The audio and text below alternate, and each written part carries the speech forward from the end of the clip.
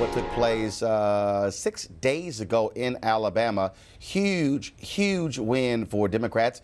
Doug Jones, he beat sexual predator or accused sexual predator Roy Moore to become a U.S. Senator in Alabama, which will take place. He'll, of course, hold the position for the next 2 years. Black voters played a huge role. 98% of black women voted for Doug Jones. 92% of black men voted for Doug Jones. African Americans have been saying for a very long time it is time for the party to put its resources where its votes are. The question also, will white Democrats in the South find the courage to take on fellow white folks in the South when it comes to the issues? Joining us right now is the chair of the Democratic National Committee, Tom Perez. Of course, Mr. Chairman Perez, I'm sure you are still feeling a little good after last week. It was a good week, without a doubt, Roland. It's great to be with you and your listeners. As long as we invest everywhere. You tweeted this last week, and I'm going to go ahead and read this tweet. Folks, pull the graphic up. That you said, "Let me be clear. We won in Alabama and Virginia because black women led us to victory. Black women are the backbone of the Democratic Party, and we can't take that for granted, period." Of course, early on when you took over, a group of black women sent you a letter saying the party must pay attention to African American women. There was a poll done by a survey done by Black Women's Roundtable and Essence Magazine where there was a 10-point drop of black women identifying as Democrats. What are you doing moving forward? We're organizing everywhere.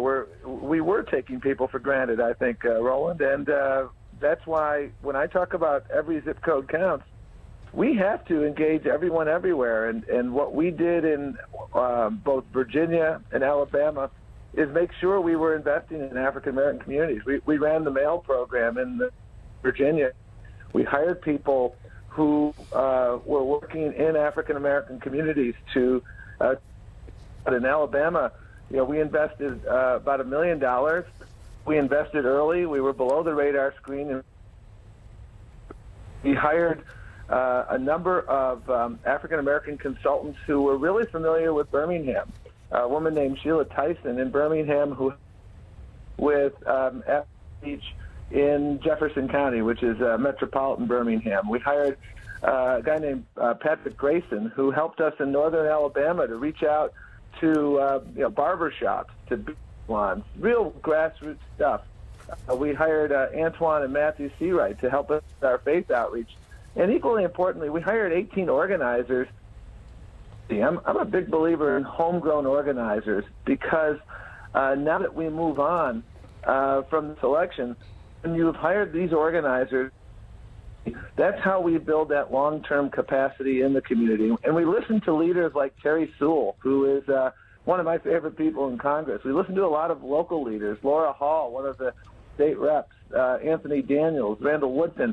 These are remarkable African-American leaders, and we have to make sure that we're doing exactly that we're listening to the community, that we're organizing, that we're never, ever taking anyone for granted, because I think the Democratic Party all too frequently did take people for granted, and we're new DNC doing it much differently. That's why we invested in the mayor's race down in Charlotte, helped by Lyle's win. That's why when we got a call from the Keisha Lance Bottoms campaign in Atlanta a week before the election saying this is starting to tighten and we need additional investment, we turned right around and did just that. That's what we have to do, but we've got to do it on a sustained basis, and that's what the new DNC is going. One of the things that I've also said is that you have to start early. It is nonsensical to me where Democrats would focus on African-American voters 3-4 weeks out. Look, and even when Hillary Clinton's campaign, they had resources there. When Donna Brazile wrote in her book, she went to them 2 months out, said, we've got to put this money there. Enthusiasm is not there. You're now going to have primaries coming up very soon. You've got Stacey Abrams running, of course, in Georgia. You've got Andrew Gillum, who's running for governor in Florida. And so are you trying to get the party, the state party, as well as the national party, as well as those progressive groups to understand you must be thinking in January for November as opposed to in October for November?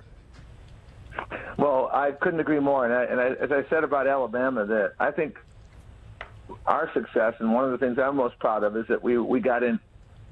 We were below the radar screen because people from Washington come to Alabama. You can't be conspicuous. I've tried a lot of cases as a civil rights lawyer in Alabama, and a key being below the radar screen, but an equal key to our success was being there early. We were there before, long before the end of the primary, because I've known Doug for 20 years. I think the world of him, and the more time you have to build relationships, the more successful you are. That's why we increased our investment in all the state parties by a third. We've increased that investment because we need to build those relationships day in and day out. I was in an African-American church in my campaign, and I'll never forget the woman who said to me, "You got to stop showing up every 4th October telling me that you care." I thought she had a great point. And the earlier we're getting there, we have to follow what my boss Joe Biden told me, which is all fixes. You've got to develop, build those relationships. That's why one of the things that we have put in place as a Democratic Party is a new program called Democrat for You. What it's about, values into action. We were out helping people register for the Affordable Care Act because, as you know, the Trump administration is trying to sabotage the Affordable Care Act.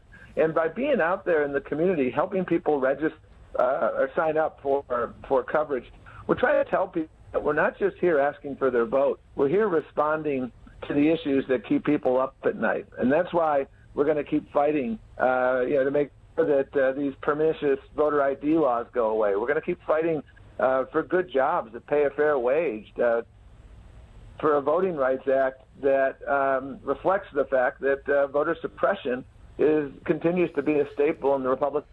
We've got to put those values into action, and we have to organize early. And that's why we've increased our investment in state parties. That's why we spent $1 million in Alabama. Well, look, at the end of the day, it comes down to ground game. And you got 800,000 folks, African Americans, unregistered but eligible in Georgia, 2.1 million Latinos eligible but unregistered in Texas. And so getting those folks registered and then turning out is going to be the crucial issue there. Tom Perez, we certainly appreciate it. I agree. We haven't done enough for that, Roland. I just want to say one more thing. We as a party, all got out of the business of registering voters. I don't understand why we got out of that business, and that's another thing we're working on for 2018. And in order to register voters, you got to work with them as well. So I look forward to working with you and getting out there, because we can win everywhere as we talk to people everywhere. All right. Tom Perez, I appreciate it. Thank you so very much. Thanks, Skip. Thank you, Roland. Appreciate you, Brian. All right. Thank you very much. Democratic National Chairman Tom Perez. Huggies. All right, folks, and I'll say, I'll pull Jonah, I'll say this here, and this is the reality. I've talked about it. Under President Barack Obama, they assumed no need for a ground game. He got it.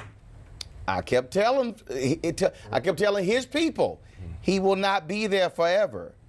And it's going to come back to haunt you, and that's exactly what happened. So lessons they're now going to have to learn. Weekdays on TV One. I will never lie to you. Oh, my God. Roland Martin. He doesn't want to talk to us. He wants to ignore us. Uncensored. Hell no. That ain't going to cut it, boo.